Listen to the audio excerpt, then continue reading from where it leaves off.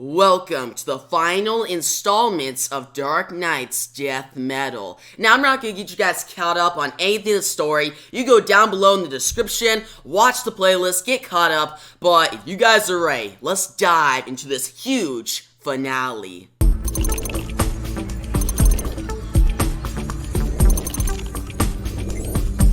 Wonder Woman, now more powerful than ever before, looks down on the battlefield. She sees the Bat family fighting off against an army of goblins. Batman facing off against the Robin King. Superman versus the Last Son. She sees Superboy Prime, who has sacrificed himself to give the world hope. But when Diana looks for that hope, all she sees is the Darkest Knight. He laughs. The fight begins. The Darkest Knight taunts Diana and gives her one last chance to give in. Diana refuses and chucks the world at the Darkest Knight. Every hero hears his laughter. The Darkest Knight takes down the Teen Titans and then proceeds to hit Diana so hard that they both fall back through time. Etrigan watches this from the past, and he says, Camelot, Camelot, by your beauty I'm struck. Even the demon must admit. What the fuck? Now we shift and we see Wonder Woman. She lands in a forest 160 million years ago. The Darkest Knight ambushes and attacks her from behind. Diana sees all of her friends fighting on the battlefield. Heroes fighting their evil versions. The Darkest Knight is charged with crisis energy. Diana is charged with anti-crisis energy. Diana is powered by the Earth's heroes and villains fighting together. The Bat family face the Robin King. He tells them to give up, but Batman says, my family can do this all day, Junior. Nightwing says, and all night, and look damn good doing it. Now we shift to Superman, his family, and enemies. They all attack the Last Son. Diana blinks, and then she is at the beginning of everything. She sees a giant blue hand. The creators of the universe are coming. They are coming because the Darkest Knight destroyed Perpetua. The Darkest Knight comes in front of Diana. The Darkest Knight tells Diana that he can destroy the creators. Diana calls him the villain and says she will defeat him with the help of her friends. She is fighting so the future generation can live on. But the Darkest Knight reveals that even if he is defeated, this universe will be destroyed by the creators. Diana doesn't believe him. She looks into the future, and he is correct. All hope might be lost. We shift to the Bat family. They are losing to the Robin King. They get surrounded, and the Robin King says, come on now, guys. Why don't you just surrender already? There's no point in fighting. We shift to the Superman family. They are losing. The Last Son is overpowered now, but Superman still charges at him. We shift back to the beginning. The Darkest Knight gives Diana two choices. Fight and everyone dies, or surrender, and the Darkest Knights will give Diana and the rest of the DC Universe a restored world. Everyone would win, including him. Diana hits the Darkest Knight with a chain. The Darkest Knight says, no, I was extending a hand to you, Diana. Diana responds, sorry, was that rude? Then here, let me return the favor. Wonder Woman kicks the cosmic hand of creation into the Darkest Knight. You hear a loud crack-boom.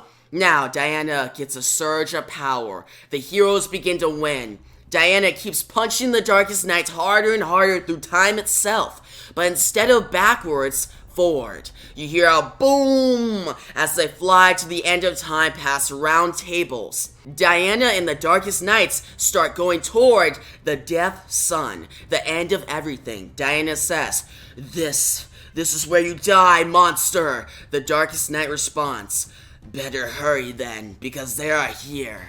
Diana sees the hands of creation.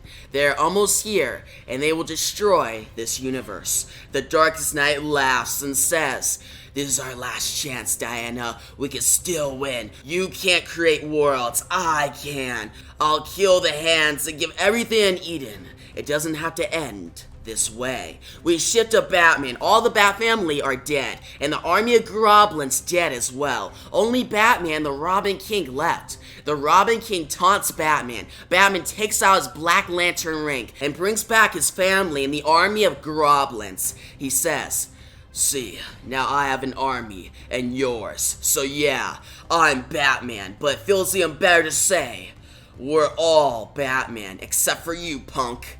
Batman looks to his side and says, isn't that right, old friend? Alfred comes out of the shadows and says, it certainly is, sir. And let me say how much I've missed you all. Now though, let's give this little brutes a timeout. We shift to Superman. He is dying, and the last son is laughing. But that's when Lex Luthor shows up. He saves Superman and destroys the last son. We shift to Diana. The Darkest Knight begs to live, but Wonder Woman shoves him into the Death Sun. He is no more. Diana wakes up. She sees nothing but white. She speaks to a creator of the universe. The creator turns into a Golden Age version of Wonder Woman. This is a form that the creator admires. The creator tells Diana that they will change their methods this one time. The DC universe will be remade anew. Diana says yes to this idea. The creator says there is a great cost to this though. The cost isn't Diana's life though. The cost is that she will become a creator, all powerful, and join these other creators to save the universe. Diana and the creator walk through, then disappear. Sergeant Rock begins to narrate and says that the universe was reborn. Superman was back to his regular self, and he was inspiring hope in the world. That's when all the heroes began to rock and have a party. Heroes and villains alike party. Wally West is playing the drums. Barry comes up to him and says, I need to show you something important. Wally and Barry then vibrates at fast speed and are transported to a new headquarters. This headquarters is called the Totality, a new hall of justice and doom, a place to fight off future threats. Wally's surprised to see villains and Lex Luthor.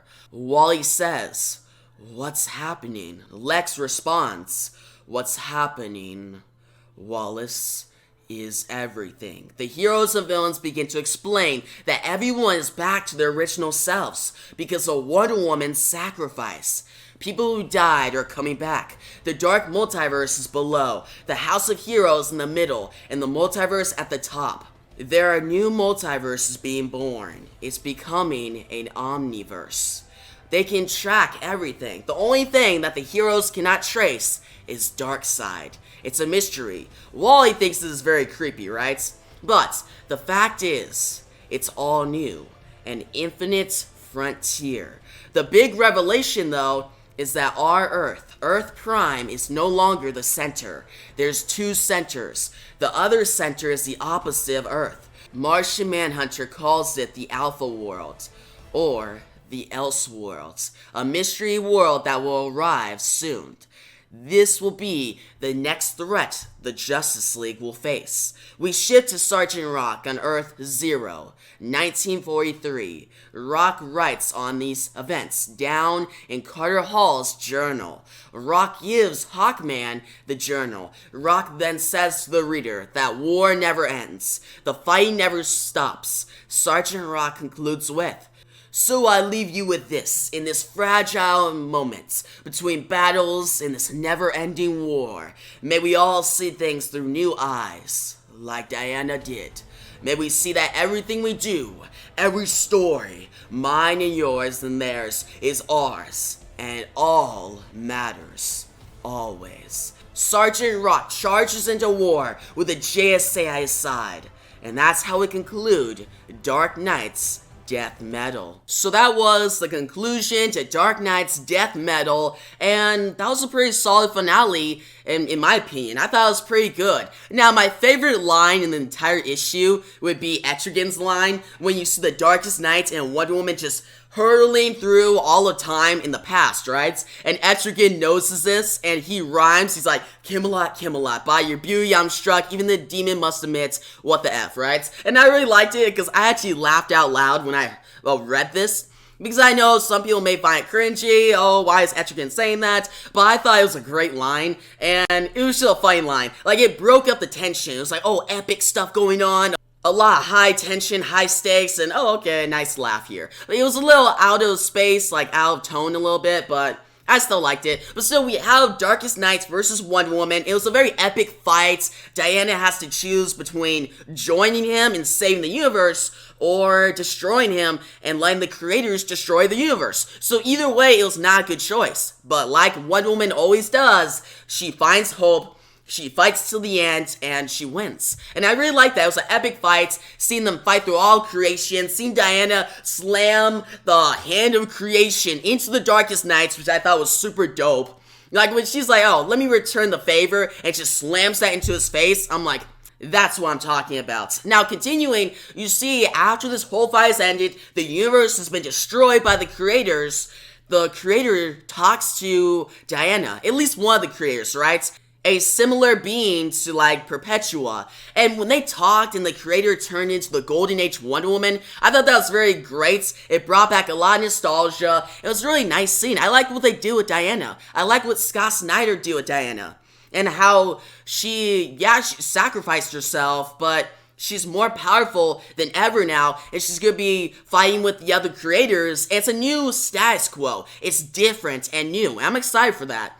I actually might read the Wonder Woman comics on a weekly basis, or whenever it comes out, right? Because I usually don't read those all the time. I just wait till trade and read it in one, but I'm actually excited to see where Wonder Woman goes from here, because this could be very interesting, alright? Now, other things that happen, we have all the characters, all the heroes and villains teaming up against the Dark Horde, right? The Horde of the Darkest Knights. And things that I liked was the Superman family against the Last Sun, that whole fight sequence, and how Superman was dying, but then Lex Luthor showed up and just took out the Last Sun in epic fashion. I like that. And the Bat family against the Robin King and his army of Groblins was really cool. It was nicely choreographed, and that final part where Batman gets the Black Lantern ring, brings all of his family together, and Alfred. Guys, that was such a nice moment. As a Batman fan myself, I really enjoyed it. It was a great moment. Now, it was a little cheesy when he's like, oh, we are all Batman, but bringing Alfred into it brought the moment together and made it awesome.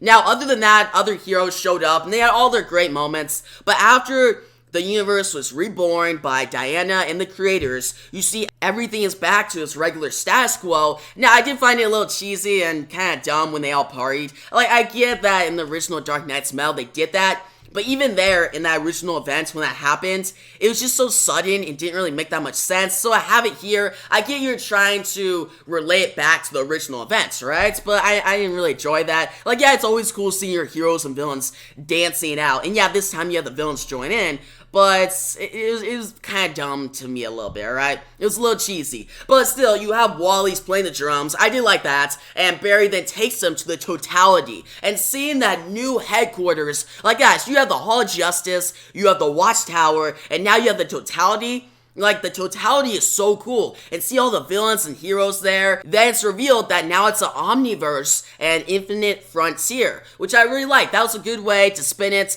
And the Omniverse aspect opens up a bunch of doors, a bunch of opportunities and new things to explore, right? For writers and DC Comics alike. And I'm excited to see that show up, right? I'm excited for Infinite Frontier and what happens. And the whole revelation that now Earth Prime is not the center. There's another world, the Elseworlds, that will show up in Brian Michael Bendis' like Justice League run. That's actually very interesting and intrigues me and makes me more excited for Bendis' run. I wasn't excited for it at all coming up to this. Like, yeah, there's certain aspects I'm excited for, like Green Arrow and Black Canary being on the Justice League. Like, that's dope. But other than that, I wasn't excited. But now this new concept of another, like, centered world, it sounds cool. Now, the ending with Sergeant Rock, like, guys, Sergeant Rock and Wonder Woman are kind of similar in their motives, right? Like, they fight till the end. And I actually see why Scott Snyder put Sergeant Rock in this. Like, yeah, throughout the entire event, he's been feeling like there's no reason for him, and I haven't been really liking it. But this ending I did like, alright? I like seeing Sergeant Rock being like, hey, the one thing I take from this, you fight till the end, war and everything matters, right? Now, the everything matters concept of it Yeah, that's kind of forced because at times in this event they treated characters like they did matter, so that wasn't really good, but it was still a nice theme. I like the fight to the end theme, and the final image drawn by Brian Hitch was really cool. Seeing Sergeant Rock charge into war with a JSA, that was probably the best image in the book. Like it really ended on a really cool note. I liked it. Now the artwork in this issue was solid throughout. Brian Hitch's artwork, Greg Capullo's artwork, it was just, masterclass level. Like that's the best thing about this event, the artwork. Now the writing could have been a little better. I did like the ending. I thought it was a solid finale. Was it a masterpiece? No, I don't think so. Because there's certain parts that just, it brought me out of the book, alright? It was offset in tone, but still solid ending, and I'm gonna give it an 8.5 out of 10. I recommend it, but I'm just happy this Dark Knight's Mel is over. I've been loving the events. I've been really liking it, but it's just been going on for so long, and I'm more excited for like Future States and Infinite Frontier. I'm really excited for Infinite Frontier. But yeah, guys, that's my thoughts on this finale. Tell me your thoughts down below in the comment section, and if you liked the video, give it a big thumbs up, and if you really enjoyed this video, consider subscribing and hit that notification bell. I really appreciate it. But yeah, guys, thanks for watching, and peace out.